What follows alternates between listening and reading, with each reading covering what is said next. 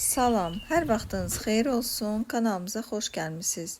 Bugünkü videomda iki asan və fərqli üsulla xiyar və biber turşusunu mən necə qışa hazırlayıramsa, onu sizinlə bölüşmək istəyirəm.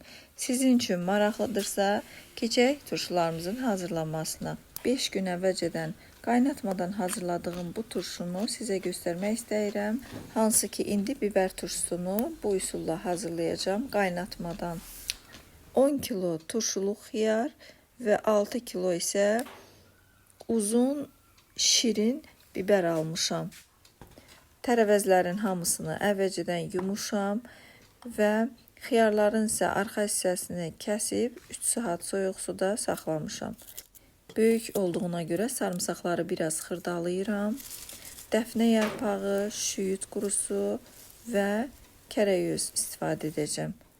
Bankaları isə həmişə olduğu kimi əvvəlcədən sodalı su ilə yumuşam, steril etməyə ehtiyac yoxdur. Bankanın altı hissəsinə şüyüt qurusu, dəfnə yarpağı, kərəyüz, dənər istiot və sarımsaqları əlavə edirəm. Daha sonra isə xiyarları üzərindən yerləşdirməyə başlayacağım. Bankaları qablaşdırana qədər kənarda qazın üzərinə bir qazanda da su qoymuşam ki, qaynasın. Xiyarları çalışıram ki, biraz sıx yerləşdirim və üzərindən isə biraz da kərəyüz qoyuram və sarımsaq əlavə edirəm. Hər 3 litrlik balona 3 dolu olmayan yemək qaşığı turşuluq duz tökürəm və qaynaya sudan əlavə edirəm. Xiyarların üzərinə çıxana qədər bankanı doldururam.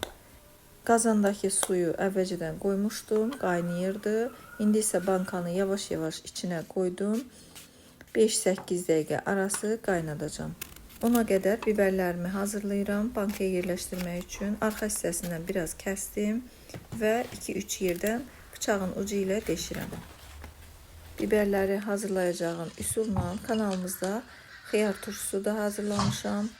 Dəyərli izləyicilər, əgər videolarımızı bəyənərək izləyirsinizsə, hələ də kanalımıza abunə deyilsinizsə, bizə dəstək olmaq üçün abunə olub, yorum yazmağı unutmayın.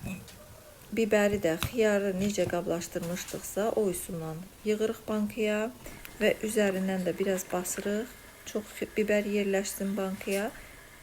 Birinci qoyduğumuz xiyar bankası artıq 7 dəqiqədir ki, qaynayır. İndi isə götürüb üzərinə yarım çay qaşığı esens əlavə edirəm və qapağını isti-isti bağlayıram. Sonra isə biraz da belə fırladıram yan üstə, içindəki duzu ərisin.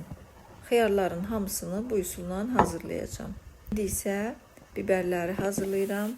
Üzərinə bir 3 litrlik balona 3 yemək qaşığı dolu olmayan yenə də turşuluq duz tökürəm. Yarım çay qaşığının ucunda limon duzu tökdüm və bir dolu armudu stəkan üzüm sirkəsi əlavə edirəm.